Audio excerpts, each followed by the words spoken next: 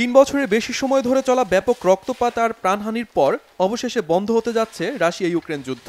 এমন ইঙ্গিত মিলেছে রুশ প্রেসিডেন্ট ভ্লাদিমির পুতিনের সাথে মার্কিন প্রেসিডেন্ট ট্রাম্পের বহুল আকাঙ্ক্ষিত বৈঠক শুরুর খবর প্রকাশের পরই। শুক্রবার ট্রুথ সোশ্যালে দেয়া এক পোস্টে প্রেসিডেন্ট ট্রাম্প নিজেই ঘোষণা দেন আসছে 15 আগস্ট যুক্তরাষ্ট্রের আলাস্কায় রুশ প্রেসিডেন্টের সাথে বৈঠকে বসতে যাচ্ছেন তিনি। তবে ট্রাম্প চাইলেই কি যুদ্ধ বন্ধ করে দেবেন রুশ প্রেসিডেন্ট? বিশ্লেষকরা বলছেন হিসাবটা এত সহজ নয়। যুদ্ধ বন্ধের জন্য ইউক্রেনের গুরুত্বপূর্ণ বেশ কিছু শহর রাশিয়ার কাছে ছেড়ে দেওয়ার শর্ত জুড়ে দিয়েছে রুশ প্রেসিডেন্ট। একই সাথে ইউক্রেনকে নিরপেক্ষ রাষ্ট্র থাকার পাশাপাশি ন্যাটোতে যোগদানের সিদ্ধান্ত থেকে সরে আসতে হবে। এসব শর্ত মানলেই রাশিয়া এই যুদ্ধের সমাপ্তি টানবে বলে এরই মধ্যে সাফ জানিয়ে দিয়েছে। একই তথ্য দিয়েছেন মার্কিন প্রেসিডেন্ট ডোনাল্ড ট্রাম্পও। তিনি জানান ইউক্রেন যাতে তার দোনেৎস্ক, ডনবাস, খেরসন ও জাপোরিজিয়া সহ বেশ কয়েকটি অঞ্চল রাশিয়াকে দিয়ে দেয় সে ব্যাপারে ইউরোপের নেতাদের রাজি করানোর চেষ্টা করছে হোয়াইট হাউস। তবে মার্কিন প্রেসিডেন্টের এসব অঞ্চল বিনিময়ের প্রস্তাব নাকচ করে দিয়েছেন ইউক্রেন প্রেসিডেন্ট ভলোদিমির জেলেনস্কি।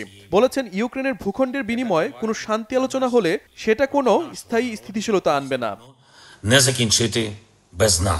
এই যুদ্ধের সমাপ্তি অবশ্যই ঘটতে হবে। এটি রাশিয়া শুরু করেছে, অবশ্যই রাশিয়াকেই শেষ করতে হবে। তবে ইউক্রেনের ভূমির বিনিময়ে আমরা কোনো সমাধান চাই না।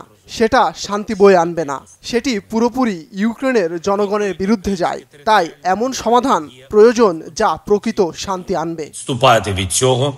এর আগে গেল বছর প্রেসিডেন্ট নির্বাচিত হওয়ার আগেই ডোনাল্ড ট্রাম্প ঘোষণা করেছিলেন ক্ষমতা যাওয়ার 24 ঘন্টার মধ্যে যুদ্ধের সমাপ্তি টানবেন, কিন্তু এরপর বহু চেষ্টা করেও কোনো সমাধানে আসতে পারেননি। ডোনাল্ড ট্রাম্পের আহ্বানে দফায় দফায় শান্তি আলোচনা, ফোনে বৈঠকের পরও কোনো কার্যকর সমাধান আসেনি। কেননা রুশ প্রেসিডেন্ট যুদ্ধ বন্ধে নির্দিষ্ট কিছু শর্ত জুড়ে দিয়েছেন। গেল জুনের শর্ত অনুযায়ী ইউক্রেনের দখলকৃত 4টি অঞ্চল রাশিয়ার নিয়ন্ত্রণে দিতে হবে। কিয়েভকে ওই অঞ্চলগুলো থেকে সেনা প্রত্যাহার করে নিতে হবে। এছাড়া ইউক্রেন কখনোই ন্যাটোর সদস্য হতে পারবে না বলেও শর্ত দিয়েছিলেন প্রেসিডেন্ট পুতিন। আর এসব শর্ত মানলেই এই যুদ্ধের সমাপ্তি টানবে রাশিয়া।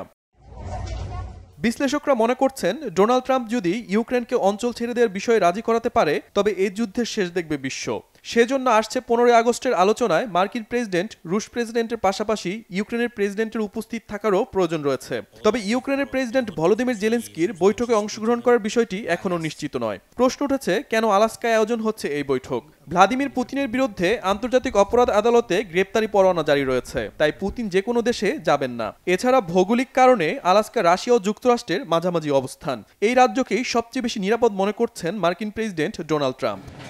বিশ্লেষকরা বলছেন রাশিয়া যেহেতু কোনো ছাড় দেবে না, তাই শেষ পর্যন্ত মিত্র ইউক্রেনের প্রেসিডেন্ট ভলোদিমির জেলেনস্কিকে কতটা রাজি করাতে পারেন মার্কিন প্রেসিডেন্ট ডোনাল্ড ট্রাম্প তার উপর নির্ভর করছে এ যুদ্ধের ভবিষ্যৎ।